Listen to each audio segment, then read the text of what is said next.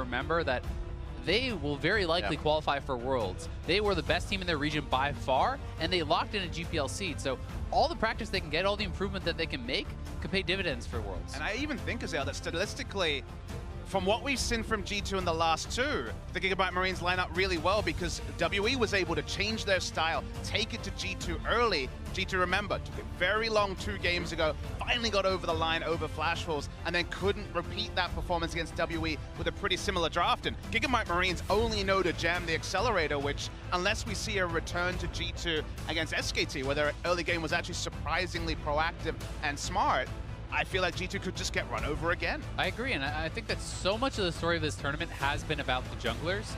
And Levi is a guy who I think could have an early edge against Trick, perhaps. Trick has not been, I think, looking as good this tournament as you would expect from a 2-time EU-LCS MVP. He has been having some weak moments, and if Levi can step up big for their team and get an edge there, I think that can unlock the rest of the map. Karma now being banned out on the side of Gigabyte Marines, a final ban for Phase 1. Gragas will actually get taken away here, because this has been so big for Stark. I mean, think about the bans towards Gigabyte Marines that were basically rubber stamped. Gragas, Kennen, Ziggs. So far, none of those champions are banned on red side, so G2 are giving Gigabyte Marines a chance to return to their earlier playstyle. Let's hope we can give them a benefit of the doubt and say, okay, maybe they actually reviewed the tape, know how to play against what Gigabyte showed before, because they have a lot more of their on-paper tools that we've seen them use in the play-ins available to them here. Yeah, I mean, Stark is someone who is known for that Kennen. So I am interested to see if they actually have the confidence to early pick it before we get to that second round, before it can get banned away. Gragas is off the table. He did not have as much success on some of the other picks, but Kennen is very strong right now. And they have picked that Gragas first for him, too. It just goes to show what getting Stark on something means to them. It is going to be the Graves this time, as that Gragas was banned. And we'll see what side of G2 Esports has. Looks like a little bit of Protect, as Lulu is going to be available. And the first part of the equation, the Lulu is fine from the side of G2. This doesn't necessarily cement them into any sort of Sven-focused comp. It is just the powerful laning support du jour. But what goes with it is the excitement. What is the taster's choice?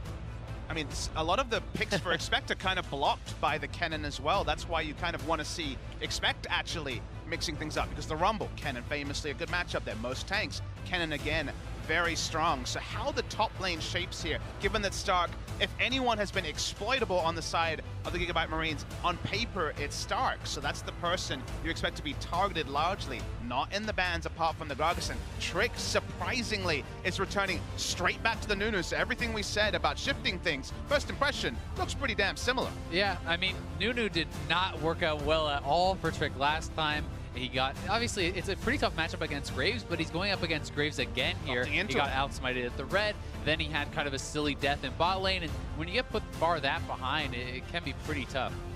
It's one of those situations where sometimes you say, no, we just played it bad, but he says, maybe I mismechanically played that, so we'll do the Nunu again, we'll throw it in line. Levi, the Ziggs for Slay, as it has been banned throughout play-ins, a little bit here, but he gets it. Yeah, they use this to great success against TSM. They've succeeded in general when they have really strong pushing lanes, when you can shove up, when you can allow Levi the ability to move around and invade the jungles and get aggressive. And there it is. So these are big ticket picks for Gigabyte Marines. We have the Kennen for Stark. We have the Ziggs for Slay and Levi on the Graves. But I really like this, Azael, because I look at this draft and I say, well, no surprise at all in there being Ziggs and Kennen drafted. No way G2 could say, well, I didn't see this coming. Yeah. This makes me think that their analysts looked at what was actually played in play-ins and have devised a way to take it down. Because if they lose to legitimately the best possible strategy from Gigabyte Marines, just like TSM early in this tournament, there are no surprises. And I mean, here is an answer. I think that Jace has a big advantage against Kennen in the early levels, and I think that you certainly can win that lane. Expect Ken play the Jace, so that may be the answer. Say, hey, great, you're comfortable in that, well, I'm comfortable in this, and I have the lane advantage. This comp also continues to flex around for G2 Esports if they decide to. So we'll have to see what they really go with. And I really like that you bring that up, because it's actually been Perks who's looked really good on Jace. Again, now we're going a couple of weeks ago, but it was specifically his Jace that what I first took note of when I was looking at European mid lane Jaces. Of course, the meta has shifted a little bit. We had a really big middle of the season peak of Jace mid lanes, and then we started to see more top lane Jace. So the flex pick, as you say, is already two ways on the side of G2, as I believe G2 missed their first ban. Could be. Twitch for the side of Gigabyte Marines, making sure that is not visual for us, and they have gone to the wayside with that first one. Yeah, it does look like it's missing from the client as well, so I'm going to assume that's a missed ban. Is it a thresh ban? I find that so disappointing anytime someone misses a ban. There's never a reason to not ban something out, because there's always a pick that you 100% will not play. For sure. And that they may play. That did actually go in as a thresh ban. Okay. So we do have one visually not showing up, but we will see for now. 9 seconds on the side of Gigabyte Marines. What is there? So Thresh, Zyra focused onto Archie on the side of G2 Esports, and the AD carries, obviously, for Gigabyte Marines towards Sven. There's the champion pool for Archie. Looking a bit more narrow. Again, he's a double role swap player. It's certainly gone ring around the rosy when it comes to his position. Finally in support, largely there for shot calling, is what we're told on the side of Gigabyte Marines. As again, it's eerie how much overlap we're seeing from G2, which is basically, if they do lock in the Cogmore, saying that we messed up slightly with Trick in the early game, otherwise we had it, because a lot of the building blocks here for G2 are the same. There's the Cogmore. Here we are. And we do have to remember that this is a different team that they're playing up against, right? Yep. Sure, they got taken advantage of, but they were up against what should be a harder opponent than Gigabyte Marines, and I think that building a composition like this, it should be relatively strong, and if you can play a slow game, if you can slow things down against Gigabyte Marines like you want to do, you definitely have the faith in Sven to be able to carry in the late game. Late game decision making for sure has been one of the strong tenets of G2, but they never got to late game in their last game. And you look at lanes like Ziggs versus Cogmore, and Cogmore just can't really match wave clear, especially very early in the game. So absolutely, if we see 35 minutes on the clock, big favorites will be G2 almost completely regardless of what's happened. Wow. A lot of area to play with in their abilities. You have the Bard ultimate, the Talia wall, Kennen ultimate, Mega Inferno bomb, collateral damage. A lot to dodge here for the side of G2, but they do have a composition so far. They can stay at range before they need to get into the fight. What do they decide to end this up with? And I mean, if he goes for Fizz here, the Fizz could actually be going mid as an AP Fizz into the Talia. Assassins generally match up quite well with Talia here. Obviously, there's possibility of this going top, but I would expect the Jace into the Kennen and the Fizz into the Talia. This is definitely one of those ones where you feel like you have to wait till 20 seconds to really have the confirmation. Fizz certainly has kill pressure on Talia, but I know I get worried every time I see an assassin with low wave clear against a Talia who, even a couple of nerfs later, has a lot of pushing power, and push, push, push is the game plan for Gigabyte Marines. Oh, yeah. Exactly. I mean, especially when you have this bot lane that should be getting shoved in by the Ziggs. If Ziggs can take down that early turret bot lane, you go mid lane, well, Perks can't really help wave clear for you there either. So I think that the early game is going to be exceptionally important for G2. We need to see Trick tracking Levi, not allowing him to exploit these lanes, not allowing them to knock down that first turret bot lane, because that is going to crush the rest of the map. Now, does tracking necessarily mean he's got to be in Levi's face, or they just have to know where he is? I think you just have to know where he is. I mean, you grab that early tracker's knife on the Nunu, you can ward him out. You don't have to be trying to kill him or fight him. You just need to know where the guy is. Obviously, still going to be a hard thing trying to just throw ice balls, so snowballs at the Graves as he fires his shotgun at you. We'll see, though. Maybe they're throwing snowballs at each other. Aesthetically pleasing in the skins. We are going to be getting into game, though.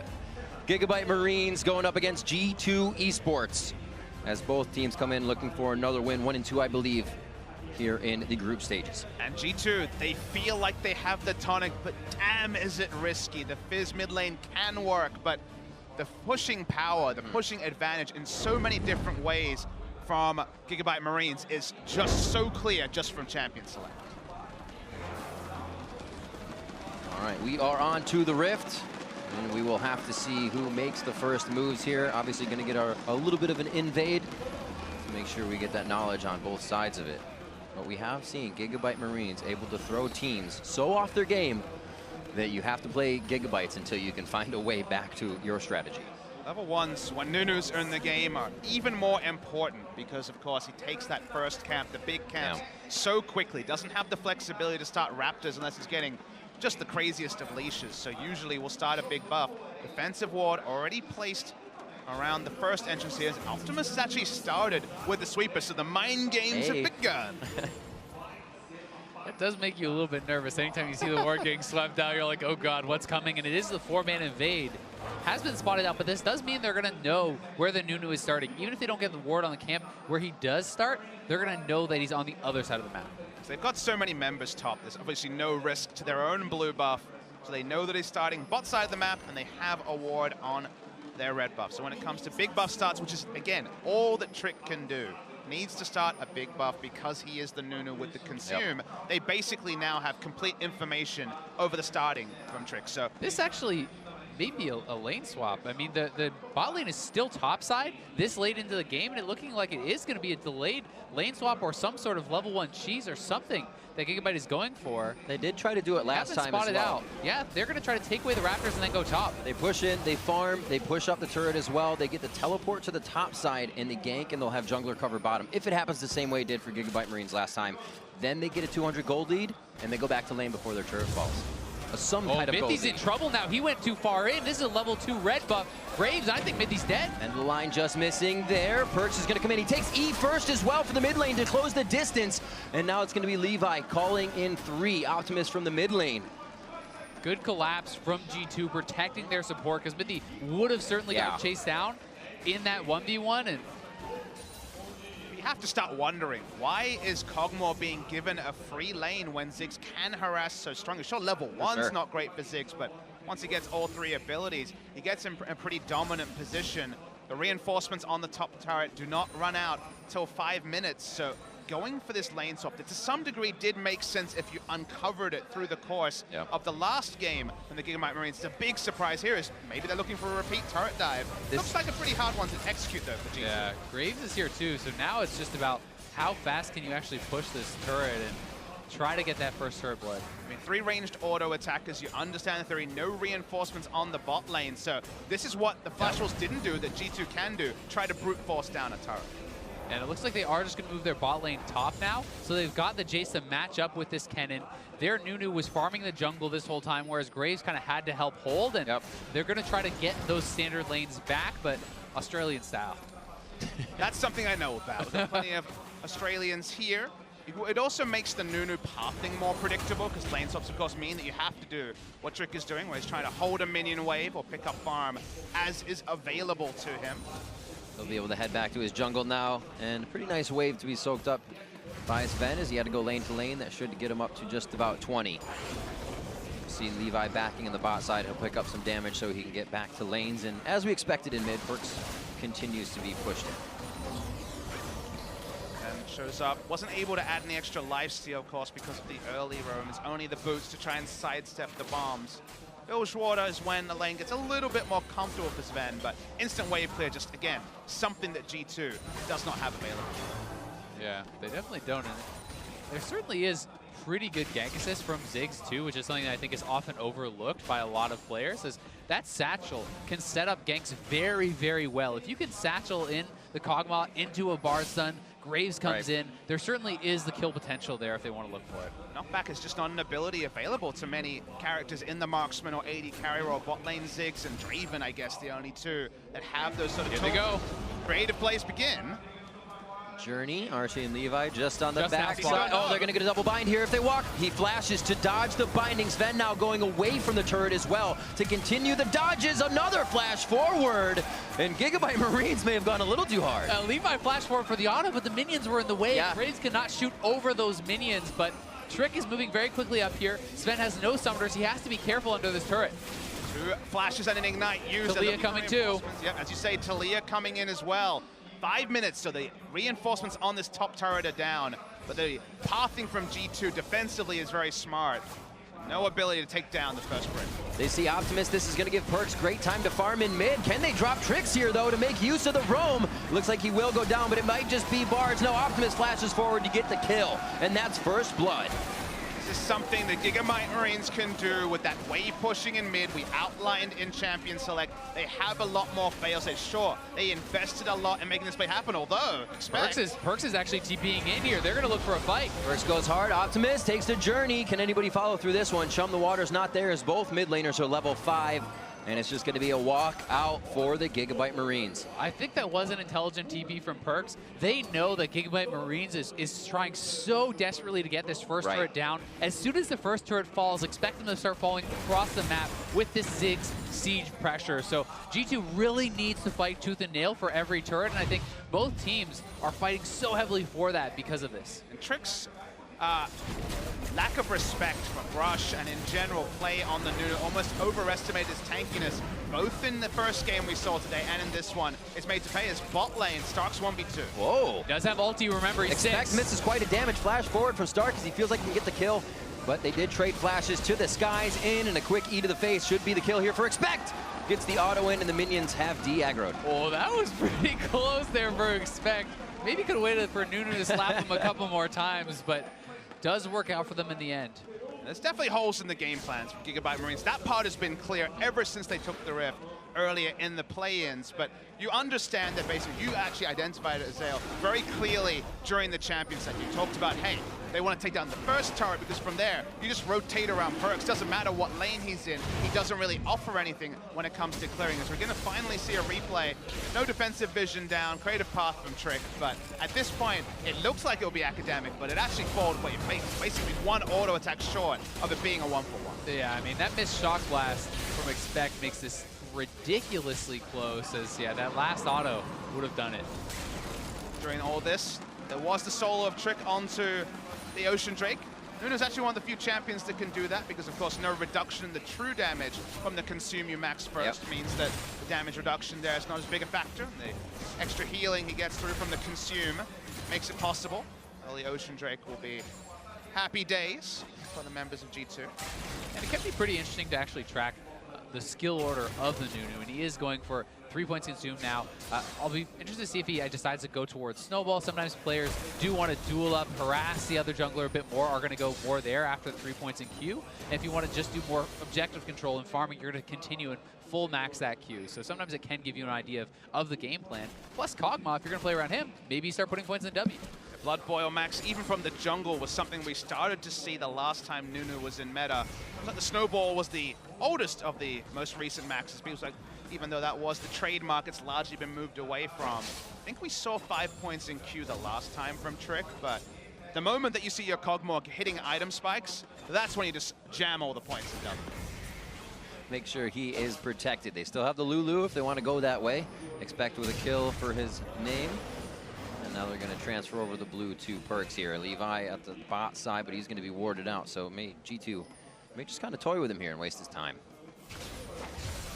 Oh, he's getting a lot of love. Weaver's Wall should cut him off. No, it ends too early. Optimus hops off as well. Just that rank 1, so not going to be able to get all the way there, but you know, things looking pretty good for G2, I would say. You know, they're able to scale up. They've been able to keep their turn alive, but now Sven. A lot of damage. No more meeps for Archie, so he can't really follow up with too much. But the Mega Inferno Bomb is down, and they have lane control. Bot lane's going to see Perks in just a few seconds if he continues his roam. Bard also just hit 6, so they could look for a dive here. You can ult the turret and go for the Kog'Maw if you want to try to set that up. We'll see if they're going to try to make a play. Perks continues to pressure mid. Once they see that, they may try to, but the minion wave has pushed off just a bit too far, giving G2 good breathing room. This next wave could be the one, as Perks now choosing to go topside. Cosmic Binding could double up easily here, but Sven misses out. Flashes out of it, so Stark's flash, so Stark's teleport is wasted. Got it. Perks will walk up as well. Every minute that piles on is bad for the Marines as well. He's just instantly dead. He is eaten up by Chum the Waters. 22 seconds on that. You can see how early we are in the game for these deaths to be going down, but Perks made the right choice, was going to go bot, decided top, and comes up with a kill. Yeah, he goes straight up to top, knowing once again they have to fight for the turrets, and now Trick is behind Slay here. He'll be okay, though. Just backs right out. Both teams are playing so heavily around this, and this is, you know, to your point, kind of one of the holes in the Gigabyte Marines game plan is, if it's obvious to us, it's obvious to G2, and then you can be in position, you can get there for the counter ganks, for the turret holds, and for these return kills. Again, first impression, Really impressed to see G2 stick to their guns and give so much over to the Marines, but this is such a race against time. We know how oppressive G2's comp can be in the late game, and we know that hitting timings as a Ziggs comp is basically 9 times out of 10 the difference between victory and failure. So far it feels like the Gigabyte Marines have been even more transparent than they have in previous games, and credit to G2. They've seen through a lot of those sort of engages, and that first turret, and thus the turret snowball, has never happened. I mean, I like the idea from Gigabyte Marines. You put a little bit more damage. Now, they already did the lane swap last time, but now Ziggs with that armored turret, maybe take it down a little faster, but they got even less this time, so it fizzles out even faster. And I think it's one of those things sometimes where you're trying to put your opponents in an uncomfortable position. For sure. Not a lot of people are playing lane swaps. Not a lot of people are playing bot lane Ziggs. Put G2 in a position where you think they may make a mistake, and this time G2 responded appropriately, but many teams may not have. Archie pathing over will be found clearing, and now when you're rotating multiple members around Jace, that's where again things kind of fall away from the Gigabyte Marines. Mid lane.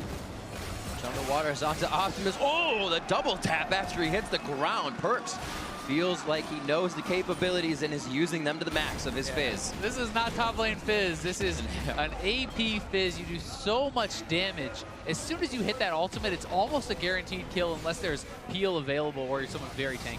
Adjusting your expectations is so hard when you cast top lane Fizz into this mid lane Fizz. The ult is used to wave clear, but remember, that's a lot of damage on mid lane turret and also the bot lane turret traded for the first blood turret, and first blood turret was nerfed in recent patches, so already it feels like the Gigabyte Marines are trading down, and you can never do that with bot lane Ziggs. Yeah, you definitely can't, but the next few minutes here I think are going to be pretty critical because the Gigabyte Marines are looking for a kill on Perks, and they're looking for this mid lane turret. 2 seconds. Get the Q. If he walks in between the turret, it's going to be the easier one to throw. Dodges out to the left. Nicely played to draw in that ability from Slay. Yeah, Perks was trying to very aggressively wave clear there, spend his life to buy the time for Sven to get to that mid lane so that they don't just lose this turret right away to the Ziggs. And one of the things that is also very nice about G2's comp is it's not all eggs in the Sven basket, although Kog'Maw is going to be a massive threat and has the Nunu and the Lulu. You still have huge split push pressure coming out of someone like the Fizz who can perform assassinations like this. Instantly popped. Again, adjust your expectations, not your television screens, or computer screens, I guess, as more common. And we saw the bit of protection props there to Mithy in the last play for saving Perks as he did get into trouble, so they realize what kind of power they need to help out here in the mid lane as he is getting himself going nicely. A lot of good coverage around the bot lane as well to make things predictable. G2 just returning to the mid lane that, remember, was prepped earlier. Optimus trying to work off the ball. Top side of the map is being pushed in. Expect paying respects to that as he goes to clear it. But we'll see. Now that this map starts to get between the turrets, there could be the picks that Gigabyte Marines is looking for to get. But right now, G2 is the one that's getting all the picks they want. And Perks is hunting on the bot side here. I'm not sure if he was actually spotted out on the way down, but he's going to look for a fish. Just on the side, if you go around it, he's going to be good. Well played by Stark. But Perks is hitting that ult on cooldown. Mithy's in, can't get anywhere towards the turret. He's gonna get bounced back as well. Seismic shove, and the rest of the damage to take down Mithy. Absolute Zero's already gonna do full damage after a few, but Trick keeps it to keep them in line. And he almost goes down for it. Yeah, it's gonna be Archie picking up the kill. And Expect now coming in slow. Will he go to the sky? He's still in the range mode. Didn't go to hammer. Gets himself taken down in a bit of a misplay from G2 as they feel like they had the follow-up. And it really felt like the initial damage from the Absolute Zero couldn't even track if that was actually the rank 2, because of course if you have the passive up, you get the extra damage. It felt like a lot of damage, but every time Nunu gets a full channel it is, so we'll track that on the replay. But from there, Expect really did misjudge the situation, flashing in aggressively as a Jace, not getting a single kill. As the Weaver's Wall was really nice to open this up, and the rest of it was all about the Nunu. Yeah, this was very well played, I think, by the Gigabyte Marine, bringing the Talia down as the Bard ulti lands. They have very nice combos to initiate this, and they're able to pick up a couple kills here, and this is the overextension here from Expect, thinking he could finish them off. There's 4 members here, doesn't even get the 1 kill, and gives over a free. And when you have a defensive-minded comp that really would rather the game be extended, why are you trading for, at best, 1-for-1? You know the rest of the team of Gigabyte Marines is there, so the best case scenario is kind of a loss for G2, so really don't understand it. An item being finished there could have definitely gotten to the head of Expect. Throwing down that Youmuu's to the skies can clear a fight, but This is the damage he was hoping to have. Perk stopped onto the turret. He's going to be taken down by Stark. Outplayed. I don't know about that one from Perks. I mean, yeah, you can almost 100-0, but you got stunned up on the turret. Playful Trickster, not up in time, and that's an overreach. That's a don't let the confidence hit you on the way out. I mean, that's like just taking your whole health bar by a turret, because it wasn't like he was making fancy footwork. He stood to attention, auto-attacked with just a couple of Dorans and a longsword. Perks hits the full damage rotation. May have misjudged the damage, but takes the stun, and the auto-attacks do the rest. And I mean, a dive like this is okay if you can actually queue in to start it, because then you can use the Playful Trickster to get out. But because he used his strike to jive in, he has no way out with the Playful Trickster. Perks is the only one who can really warp this game, because him getting solo kills on Kennen, suddenly the plan of just sticking everyone in the lane and taking turrets with not much wave clear doesn't matter. Fizz doesn't want to be standing in front of this onslaught of wave clear. He wants to be making plays around the map. So losing as much they did there means the pressure's relieved by turret. Already him off the map means more mid pressure. He's going to have to give respect to the top side and do some pruning on that wave, but Gigabyte Marines, again, have a window. And to Papa Smithy's point earlier, you know, even if you trade that kill, it's not really worth it. You're the comp that wants time, that wants to scale up, that wants to delay the Ziggs from sieging down your turrets. So that's not something that Perks maybe should have even gone for in the first place. And that's why, I'll hold the point though.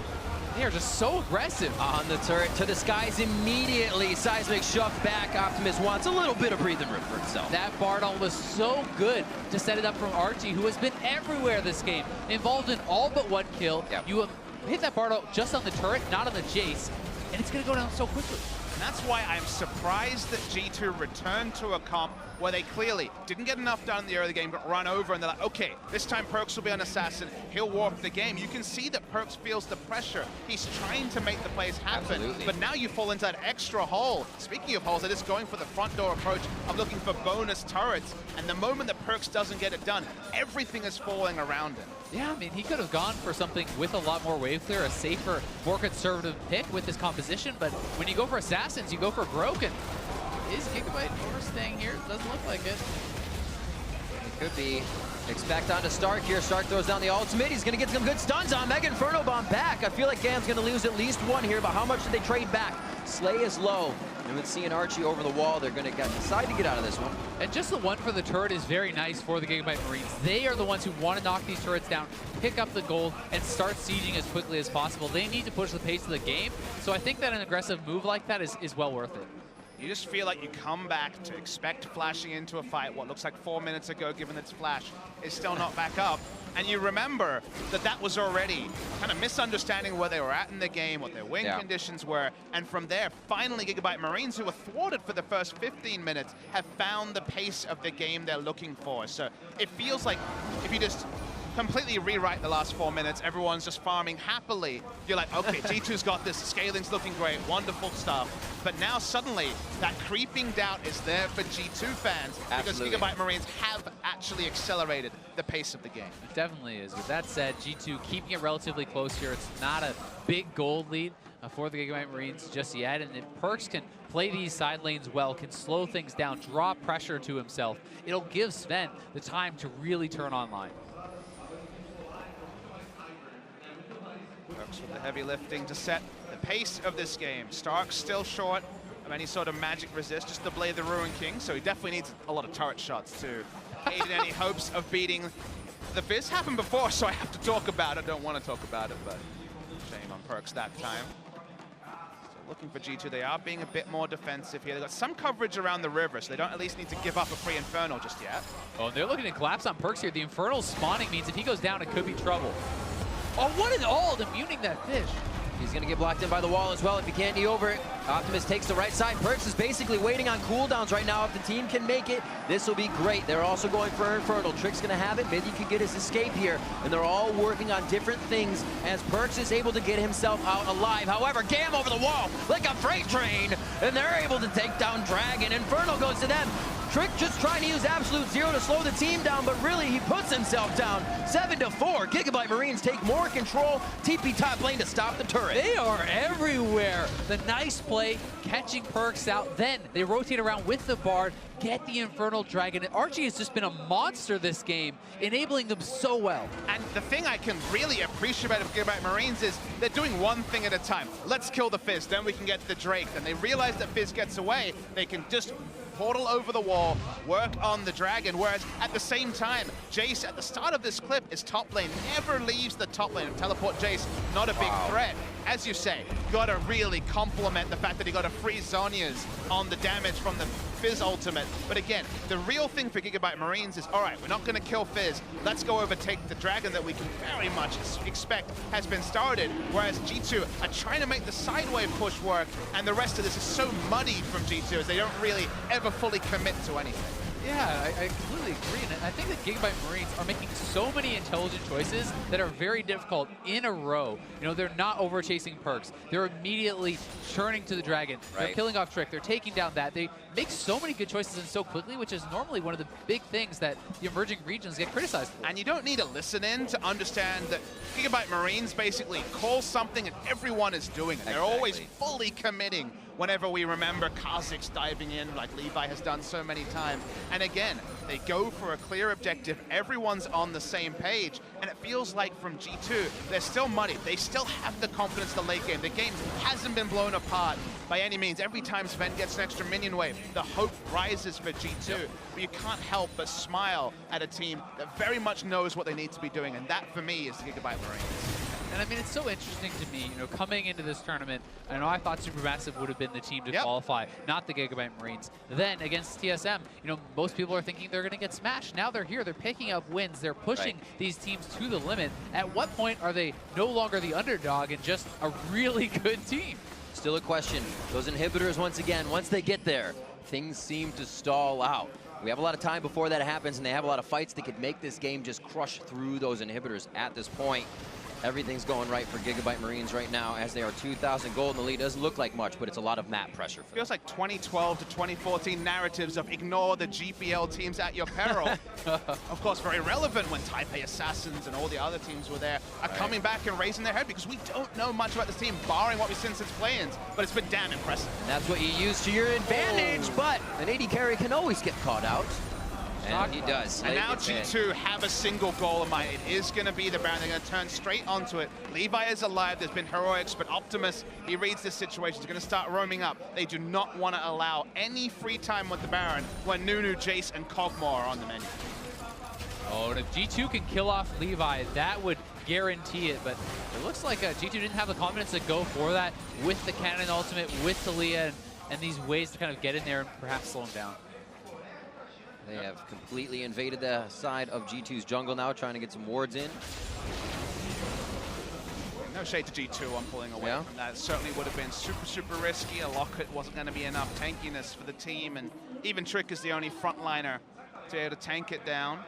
Yeah, they really were hoping that Levi was going to try to face check that, and if they had gotten that one additional pick, it would secure the Baron. Beavis Wall's versatility been on full display today. Definitely in the LCK, it felt like no one was actually using it for gap close, just using it for the permanent terrain, because no one wants to flash over a wall offensively. You know, sure, if you're going to die, you flash away to not die, but when it's like, wait, do I flash over to get near a Baron to steal it? That's where people always second-guess themselves. We've moved to be more and more judicious with things like flashes as, well, this isn't judicious, they're just going straight for a Baron. Oh, and they should actually know about this. G2 saw them walk over that ward. Here they are. Remember, this is Nunu with the Smite Consume combo, so Gigabyte has to back up. They try to get the fast play onto G2, but G2 might have the fast track down mid lane now. The lane already pushed by Sven. Gigabyte Marines needs to reroute themselves to stop this tier 2. And Nunu's zone control with his ultimate has been disrespected a couple of times already, but this time won't matter. However, another nice thing about the Ziggs, you can try and force there from being too much objective trading. They still brute force down the turret. They are allowed to back away.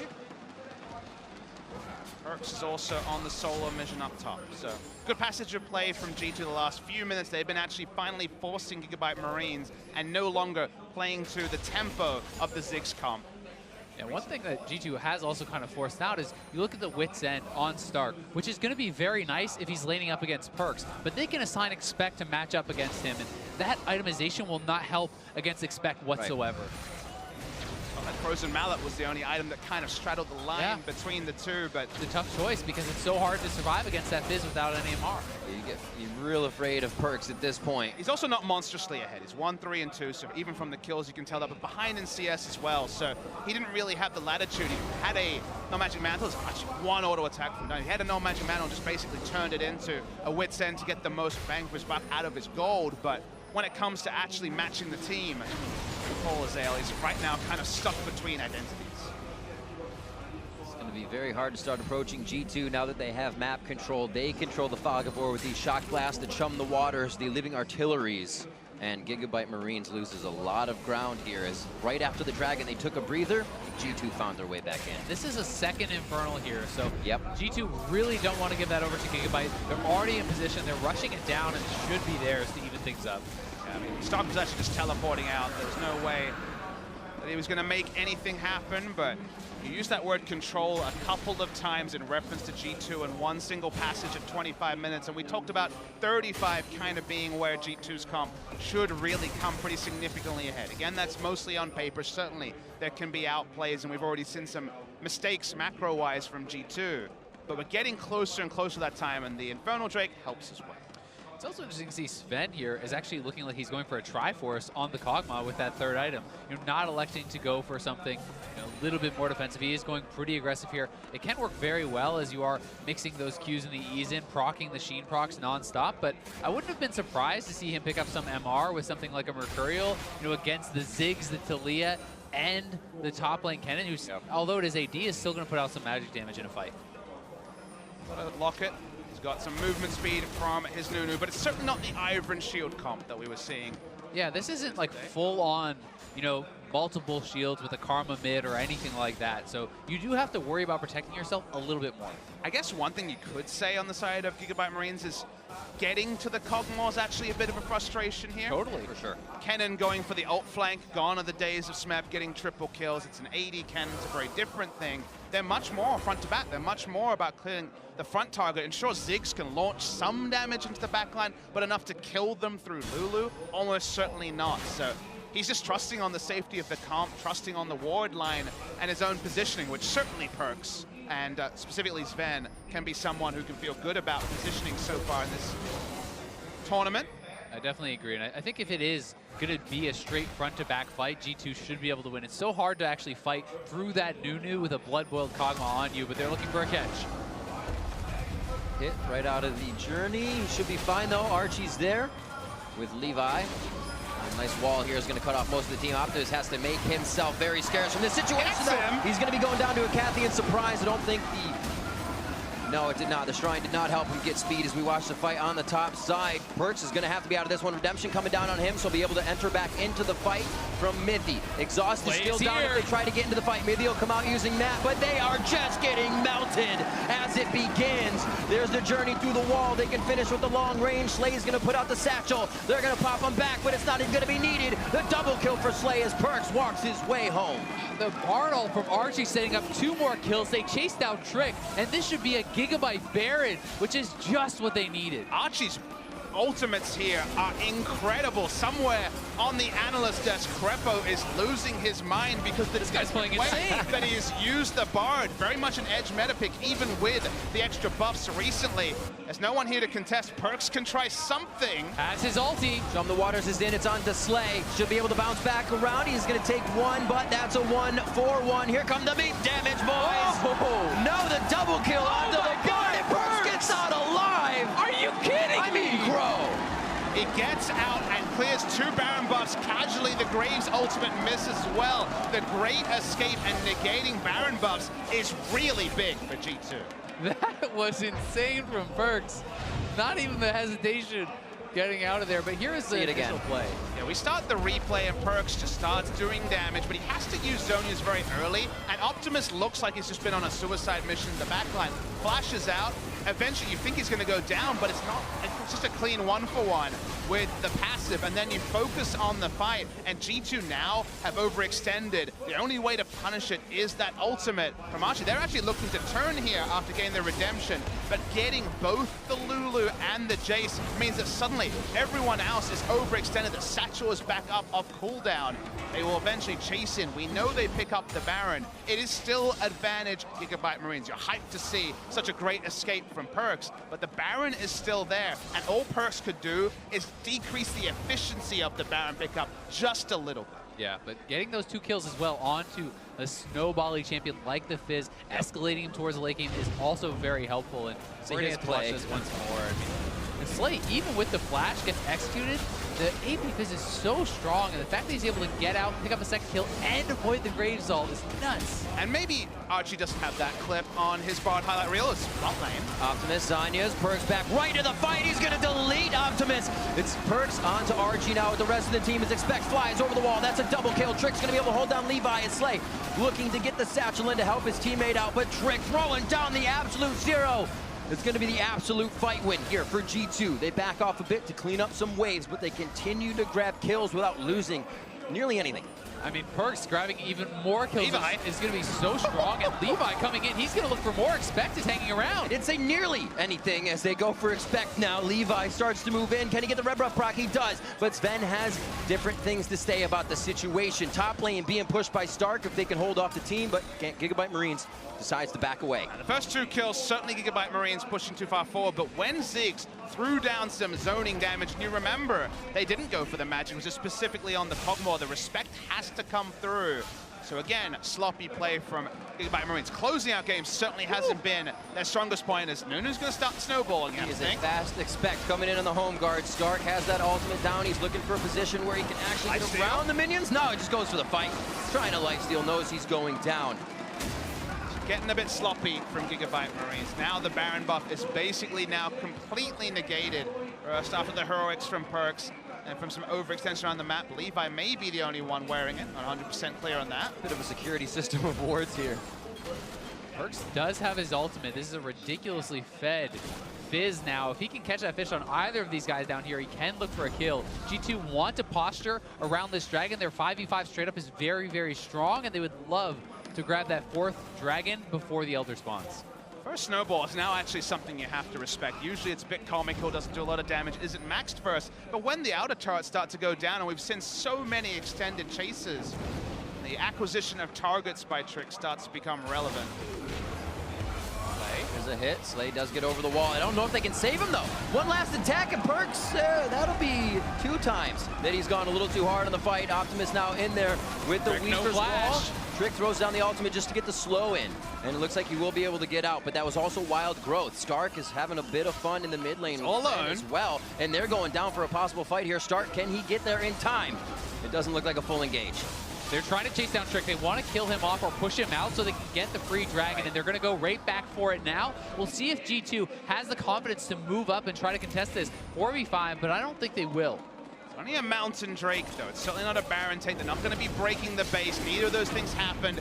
Finally, the clock reads that fateful number, very close to 35 minutes. So it feels like teamfight-wise, it isn't, again, pure protect the Kog'Maw. It's not what we saw last game. It's not what we saw yesterday. There's still a Jace, for example, that doesn't necessarily fit as easily there. But Sven is 3 items, and you feel like some magic resist is slapped on, and maybe suddenly this G2 comp can go front to back themselves and take the team fight wins. I would really like to see Sven go for just a maw, honestly. I think straight up, if he gets burst down, that's the only way they're really going to die. And if we see a flank from Stark, stunning him up, and then that free Zig ultimate lands, that can 100-0 you, and he's going to go for it. Certainly heard it. Even some backup null magic mantles from Mythy. Everyone's getting the picture. They understand what they need to be doing. So the next team fight, the Burst, which of course is the name of the game for the Gigabyte Marines. The only consistent damage is really Stark, mostly. Even Graves is largely burst-based on his AD. We'll mean that it's going to be kind of rely on Gigabyte Marines to play the side lanes. And the one thing you can say so far from the Gigabyte Marines is that is certainly not their comfort zone. We've seen so many replays where they're diving turrets, diving the Nexus turrets, diving in mid lane, while the minion waves are basically It's a prerequisite. Exactly. There has to be a 1-for-1 before you can take the turret. But the minion waves are always equal, Rift. They're always far out from the base. It's never the sixth man. A hunting mission is happening, but you're never really sure who's being hunted. Oh, it's going to be Slay almost each time. Perks has his number. Does he enter into the base? He says inhibitor turret. What inhibitor turret? That's the Bard ultimate onto Archie. It doesn't even save him as Perks comes up with another one. De-aggro's on the Zanyas. Sven maybe go down as he flashes over the wall nicely. Now Optimus is in hot water, and it's going to be Stark trying to come in and help. Here's Levi with the damage. Tricks in the base, and he can't find his way out, so it is going to be the cleanup. But it's going to be a 2 for 3. Admit they stay around too long. If he gets tagged, he might get chased down here too. Perks over the wall, looking to turn this around though. A fast start kid, expect coming in. He can pop over the wall and slow him down with the playful trickster, but he decides not to. They look for the full play where they might be able to push a wave in here and work more on the inhibitor. The Fizz Shark is almost back up. The cooldown is so ridiculously low. If they approach here, Perks may be able to catch someone off guard. No one is tanky enough to be catching that Fizzle. Look at the mobile mode, it's still not enough. The Wit's End, unless you're auto-attacking, doesn't have a lot of magic resist either. Just insanity. As we were watching the jungler shadow Perks, but Perks goes instant kills the Ziggs and also gets in on Archie. Now track Optimus with this seismic shove. They get the Bard stun into the two-man shove over the wall. Archie setting them up again. This guy has been on fire all day. Optimus also has been hitting the seismic shoves, like you say, but it was all after the fact. They're still trading down in that scenario. Feels like we're still pretty far away from knowing which way this game will be going, even if the timer reads that as, that's definitely no damage at all from the Ziggs, because he finally got assassinated, which is exactly what you pick AP Fizz for. I mean, the crazy part is he didn't even need the fish to one-round him. And, right. You know, if Slay is that vulnerable, while Archie has been incredible, Bard, it's very skill shot reliant to actually protect your AD carry. You need to just, like, hit him with the Bard ulti very perfectly, or somehow have something to set up the stun on Fizz with. This is not like a Janna or Karma who can easily protect you. And that's why the Fizz and the Lulu's speed are things that work so well against the artist. There's the fish. And it's going to keep happening. The damage is to 80% of his health just from the fish. And it's got, as I said, it's going to keep happening. This is going to ignite on Archie as well. Perks knows there's no exhaust for him to get hit by. And more importantly, G2 know that Slay is recoiling, so they start the Baron. Going to be Baron here for G2. They have weathered the storm themselves, but put up one hell of a fight here to put Gigabyte Marines in a bad spot. Baron for G2 as they can now work the lanes. A really good clear call. They saw the chunk. The ultimate was down also from the Bard to even try to reset the health bar of the Baron. They make the decisive call to G2. The timer reads, the items are there. Maybe the pendulum has finally swung to G2, but it was another game for Gigabyte Marines where, damn, they were in position to take the win. Yeah, I mean, they really are so close in a lot of these games to finishing it off, and it does feel like G2 certainly has a stranglehold on the game now with all the survivability being picked up on Sven. Grabs the Giant's Belt to work towards that frozen mallet and make sure he doesn't get taken down. There still are opportunities for them to come back, but it's pretty frightening when Perks' ultimate is this short of a cooldown. If he catches on almost anyone, they're out of the fight. I mean, previously we were thinking of fights and you're like, okay, get that big seismic shove, take down a couple, get a big Bard ultimate, turn around. When you see things like the frozen mallet now completed and the Hex Drinker, a lot of those edge cases gone. I always think, okay, what does a team fight win look like for a team? Suddenly, on the Gigabyte Marine stuff, it's looking like the stuff of dreams, looking really unrealistic, barring someone just being caught completely out of position from G2. Yeah, I mean, Triforce gives you some HP. With the additional HP from that frozen mallet, Kog'Maw is sitting up near 3,000 health, plus the shields, plus the Hexdrinker shield, and the lifesteal. It becomes comically hard to kill him. And even Wild Growth is not even being mentioned in that list, so they don't quite have the triple supports and all the banners of command, but they do have a lot of the tools needed. They want to finally break the base, something that Gigabyte Marines, who were comped around doing that, have not been able to do. Quite a bit of damage. Zanya's, no follow-up from Perks is not there. We'll see the same thing now from Slay. He has finally finished his Zanya's on his last back. TP coming in, they're going to look for the flank as Fizz has been chunked out.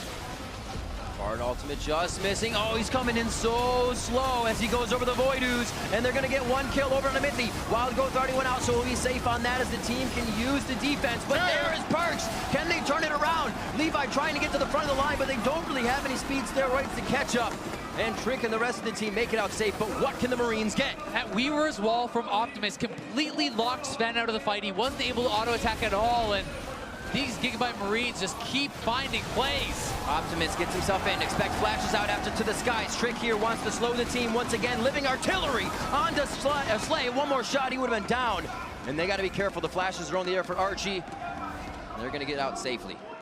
Finally get to back away. Gigabyte Marines thought when they traded 2 for 1 they could finally break the base, but actually looking for that has been their own penalty. Expect it's going to teleport in as well. And that's finally a base broken, but it's for G2. And having this Triforce on Sven, he can just eat through turrets with his procs. They're going to be messing around. Trick just trying to absorb a bit of damage. Forces his flash, not huge for the Nunu, and looks like they will be able to finish off the turret. Expect not in long range form. Hammer form, walk up to the inhib. Then he gets himself killed. I mean, I'm right there with you, Azel. We've both got our hands up because Trick flashed after the stun had already going to be registered. That's how, of course, the Bard Q works. And then Expect just kind of chilling too long. Yeah, I mean, Expect goes back in for a kill with Elder Dragon up on the map. That's a way perhaps back in for Gigabyte if they can get out here. We'll see if the Marines can actually stop this. So fast, though. Doesn't look like it. Bard ultimate is there. Decide not to use it. Is it used on the exit? It doesn't look like they have enough follow-up here with the HP bars of G2. They're just trying to keep him in range. Weaver's wall is going to be there in a second as Optimus is coming up from base. He throws it right below the team. Levi taking too much damage. Optimus may not have got there in time. Perks gets the hit from Slay. One more. Can he turn it around? Blindfold Trickster picks up that dangerous game, and he's still alive. Finally goes down. They're on to Optimus now, and G2 waited out the fight long enough to drop the Gigabyte Marines. Big stuff for G2. Sven free hitting for the majority of it. They can turn around 4 dead. Remember, they've already taken down an inhibitor. They're taking in a super minion wave, and G2 think they can end the game. I think they can too. I mean, they're just going to walk this wave in, and I don't think there's anything that Stark can do at all here. He has his ultimate available, but no flash and no way in, and this is AD Kennen. They're onto the Nexus turrets, 41-30. Neck and neck were the kills. The fights, 1-for-1, back and forth. But G2 continued to climb the ladder, continued to get that advantage over Gigabyte Marines, and they find themselves on the Nexus at 21-19. G2 eSports takes down Gigabyte Marines. Gigabyte Marines will fall to 1-3, but it really feels like these honorable defeats that they now have piled 2 on, and of course the game against SKT are the difference between them accelerating to next week, accelerating to the top 4, and kind of being stopped. They've been so close so many times, touching distance against major regions around the world with thousands of fans is a win on a simple level for the Gigabyte Marines, but somehow I don't think they're going to be feeling that right this moment. No, they definitely won't, but G2 is ecstatic to get this win. They move to 2-2 in the group. They keep their hopes alive of moving forward, and so much pressure on these guys from their region to succeed, to reclaim that first pool seed at Worlds. But my struggle right now is who am I excited about to be the contender to SKT? Because this is 3 games in a row where G2 have been at best even, but largely behind in the first 25 minutes, and sure, the late game has been steady. It kind of feels like the WE scouting report is largely being applied to G2. They're getting over the lines 50% of the time, but it feels like they should be so much cleaner and not should be allowing the advantages that, credit to Gigabyte Marines, they were able to make happen in the mid-game. Definitely some holes in their play, to be sure. I mean, Expect with a number of questionable plays. He was bloodthirsty today. We're really kind of did delay, I think, G2's game plan, but credit certainly to Perks, to Sven. Those 2 guys played very well for the team, finding a lot of kills for them. You know, Perks was able to really give them the time, despite those mistakes, to get Sven to the late game where he can take over. I mean, you can point at the one part where he tried to turret dive and failed with the live and Perks, but largely it was the Perks that really started to step up this season in the EULCS. Like you say, how much time was spent following Perks, trying to kill him, trying to relieve pressure from the lane he was split pushing. All that time, the adorable little pup was auto-attacking, adding on items, and we got to 35 minutes, and predictably, there could be only one winner at that time. And I really think that we see the way that they're playing. You see Sven there. He wasn't an all eggs in one basket guy, but they still had the option to somewhat play that way with the Lulu, but there was more power around the map, so if they had to break a few eggs, they could, but still come out on top. Yeah, I think I did like a lot of their compositional choices, right? So they have a winning top lane, they have split push win conditions, they have the 5v5 team fight with the Nunu and the Lulu and the Kog'Maw, so they gave themselves multiple ways to win the game, which was pretty smart. I think that if it ever got late, it was going to be so hard for the Marines to take it down, but Archie is a guy who really impressed me here in this one. I think double his Bard, banned as well, 3 bans. Yeah, his Bard was insane, and Levi continues to impress. 4-1-10 on the Graves, certainly doing his best to try to carry this game. Targeted down, like you say, and still making things work largely on the Bard. A couple at the end certainly weren't the best, but zoning ultimates, of course, is the way we look at it.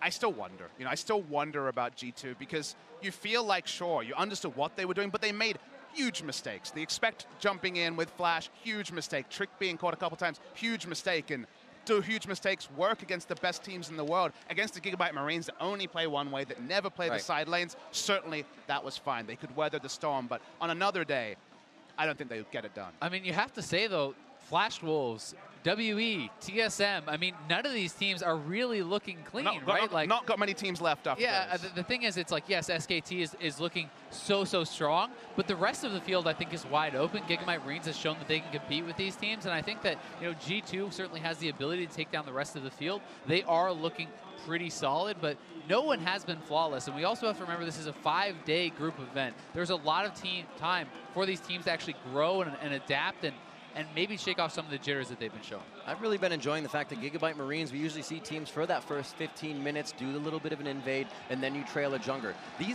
These guys are pushing other teams to the limit and making them play the Gigabyte Marines game. They've had one of the craziest 15 minutes because other teams have to play the Gigabyte Marine games. Then we see them get to a second tier, and they start to fizzle out. You can see Shock's on stage with Sven as we get ready pretty to for speak us. with him. Oh, absolutely. I mean, he already is, but just a little bit Even more for the fans. But seeing the way that you said these games are going to evolve, I can't wait. We're getting lane swaps already. I do feel, though, the one thing you can say about Gigabyte Marines, they didn't have a lead from 5 minutes, from 10 minutes. They actually had a pretty slow early game, but they warmed up. They didn't let necessarily their win conditions being a little bit delayed get to them, so having at least some mental resilience there is a good sign for the Gigabyte Marines. It's a good point. They can run teams around, but the teams usually stay even and are able to come back. Now for more on that G2 victory, we got Shock standing by with G2's victorious carry. That we do. Thank you guys very much. Standing by with Sven, who is receiving a lot of applause from the fans as well. I hope you'll be able to hear me, so I'll speak up a bit. Obviously, the game plan was quite clear from you guys, but I'd love to know what you have to say or what your thoughts are on what it turned into, and it became a very difficult game. I think this game, we were kind of caught off guard by that comp and the lane swap. I mean, we saw the lane swap earlier today, but we didn't play out our lane swap very good. We always have practice against this lane swap. From EU, Fnatic did this sometimes in scrims and on LCS, but I think we played it wrong in the early game. And also that comp, this Talia, Bard, Six, very mobile team comp. We didn't know how to play split push against this or play a comp, so we were like lost in the game of what to do. And we took one bad fight and it kind of collapsed a little bit, and we were like lost of how to play the game. And we decided said to ourselves, this is AR mid. Go mid and just AR mid. And Aramid, and it worked in this case, but it seems that you guys are learning along the way. The fact that you're going towards these protect the 80 carry compositions with a lot on you, is that a testament to how you feel and how strong you feel in this tournament so far? I personally don't demand this kind of comps. I don't ask, hey guys, let's play this comp because I want to play this comp and look cool. I play what Joey, our coach, thinks is best, and whenever we play this kind of comp, it usually works. And it also works in practice, this kind of comp. And we practiced the Nunu before. We didn't just pick it for fun. We actually practiced it, and it always works for us. But today, I think in the first game against WE, we fell really far behind, really fast. And yeah. We'll take a quick pause as they're cheering for the other team setting up. Final question. I'll try to keep it simple. With all you've learned, how do you think you guys have been dealing with the stress and the circumstances so far? What? How have you been dealing with the stress and the circumstances so far? I don't think there is any stress on us. The first day we played against the two best teams, arguably before the tournament started, and we were just fine. Winning or losing didn't matter, right? And I think that everyone has confidence and good morale, so I don't think there's stress. If we lose, it's not going to change anything anyways. And there's only things to gain, I think, today.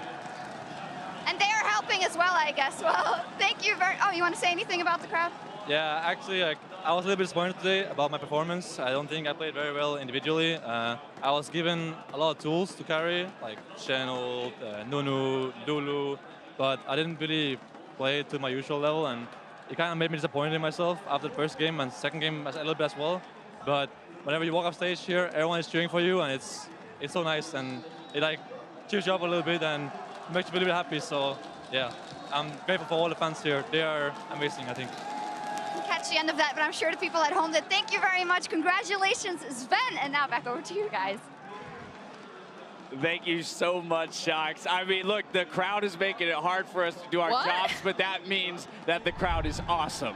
Yeah, I like Soup as well, Dash. Definitely good. Yeah, no, right? I think it's fantastic, especially because G2 Esports, they have a lot of fans in Europe, but they have even more anti-fans that will just always root against them.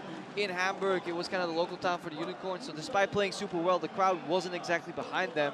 And speaking from experience, these are moments you will cherish like forever in your life. When you walk on a stage and the crowd just goes like bonkers for you, that is exactly what these guys needed, because they've been under so much pressure, winning domestically, almost undefeated, and it's almost never enough for their own fans. They come to Brazil and they just get praised everywhere, and they finally get that little reprieve that they want so badly. Especially for international competitions. It's so stressful for all these guys coming and competing here, competing for their region, their entire region, you know, has that pressure on their shoulders. But you want to talk about stress. This game must have been stressful to play in. What a slugfest. And before we try and do anything analytical about it, I want to take another look at the final team fight. This one brought to you by Acer here, as G2 does close it out, but in terrifying fashion. I mean, ultimately, though, Gigabyte Marines still struggle to close games late, and it would be such a shame if someone drafted a Kog'Maw against them, and that's pretty much what happened. Sven, it's late game Kog'Maw. He'll come into this fight, and he'll just make people disappear. And the craziest thing about this one, too, is that this was a very quick call from G2. They talked about feeling lost, and everyone who plays the Gigabyte Marines feels like they don't, you know, have a lot of time, and, you know, they aren't catching up to this style of play. But G2, right after that, you know, they took down the mid lane and went immediately over to that Elder Dragon. It was like maybe 5 seconds before the rest of, you know, Gigabyte Marines could really contest them and set up for that fight, and that's what really allowed G2 to come out with that huge victory in that team fight. We also saw their comp come to fruition. If you can balance the Kog'Maw in the back lines and still have everybody peel for him, that's how it works. The moments where G2 were falling behind is when they got surprised by flanks, maybe a Bard ulti, that annoying Talia wall, just all these tools to split off Sven or get him to get focused. But this was a perfect fight. He was max range, dealing damage consistently, and then the tools weren't used sufficiently by the Gigabyte Marines, and that eventually was the late game winning team fight. And kind of looking at the other side at Gigabyte Marines composition, I actually really like what it allows and kind of shores up for them. Again, this is a team that really struggles to close things out, and when you have something like a Ziggs, like a Talia, like a Bard, you're able to get around the map so quickly. It kind of shores up the fact that they can't really play like a traditional macro style game, that it cuts in half their time that they have to spend with towers, and they can spend the rest of the time killing people. All right, now let's take a breath and let's go back to the beginning. Top lane, first 3 kills that came out here in this game. Krepo, walk me through this, because this is where all the action started. Yeah, this is just G2. They knew they were around, but it's in how like they persevere. Like Gigabyte Marines, when they commit to a call, they don't send one guy up, they don't send 2 guys up, they send the entire bloody party. And they don't even stop at the first attempt. That was like the second or third attempt of the same attempt up on top side. The determination of these guys to force the play and make it work. Trick's like, you know what, we dodge the gank, I'm going to drop a ward here and leave, and I'm going to play my normal game of League of Legends. I have flash up, if I get caught, I'll be fine, right? But he gets knocked back into knockback, and he dies, and they just keep committing. This is right after they flashed in the return and missed everything, and they hard commit. This is actually not a great play for the Gigabyte Marines, but there's just... But it really is. It's pedal to the metal the entire time for this squad. I mean, it's C champ, kill champ, and then, hey, there's also an objective there, so why don't we take that as well? Die first, think later, and then maybe readjust, but then probably just dive again. That is like their entire play style, and it makes it so satisfying to watch. All right, so then let's go ahead and take a look at a fight that it was kind of initiated in that same fashion. Gigabyte Marines coming up with a 4-for-1, plus the Baron here in the top lane. Now, of course, this gave them an advantage in the game that they would then later throw. Yeah, and I really like Optimus's play in particular on this top part. He absorbs so much pressure from 3 different members and spends so much time, and it allows the rest of Gigabyte Marines to kind of get their eggs in order on the bottom side of this fight. Exactly. Look how just spread out G2 end up? They're trying to collapse on a couple straggling members of the Gigabyte Marines, and yet they just turn it around and pick them apart. Really good use of the Zonias and stuff as well to gain time. And then the September Fate. We gotta praise Archie for this bar play. And we were watching this game. I had the official DMing me on Twitter. It's like, oh, we did it. We finally won. You know, we won the game. And when this fight was happening, all I had to do was write to him very quickly, turn it off. Now, Turn it off real quick. This is not happening. Like, somehow these guys always find a way to fight themselves back into the game with these crazy team fights. Bar ultimates, Talia walls. It was fantastic. But here's the thing. This team is fun to watch, but if they don't start picking up the W's and closing out the games, they're not going to make it to that bracket stage and give us more of these fun games. So with wins like that, where they then get the Baron, it's imperative that this team find ways to not hand those kills back over. Control the game, slow it down, take a breath every once in a while. Yeah, but how do they get ahead? Is by surprising the opposition by saying, you know what, we're playing super aggro league. What are they never doing? Farming their side lanes, pushing up the minion waves. That's exactly why it works too. Everybody expects people to play that in the same League of Legends, so you need it to like work 4 times in a row for you to win a game. But the traditional counter is just playing the smart game where you pick up the guaranteed creeps in the side lanes, you unlock these objectives. So I don't even know if they need to switch it up. I think they just need to keep doing the same thing and hope it keeps working. Fine-tuning. That's all they got to do. Fine-tune the same strategy, keep running at the rest of these teams. Now, we've seen a lot of action today, but there's one more score left to settle after the break. Team WE goes up against the big boss in SK Telecom T1. Don't touch that dial or that mouse, whatever you got. Don't touch it.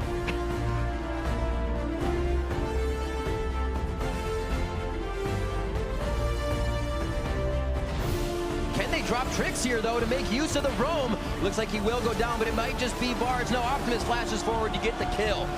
Mid lane.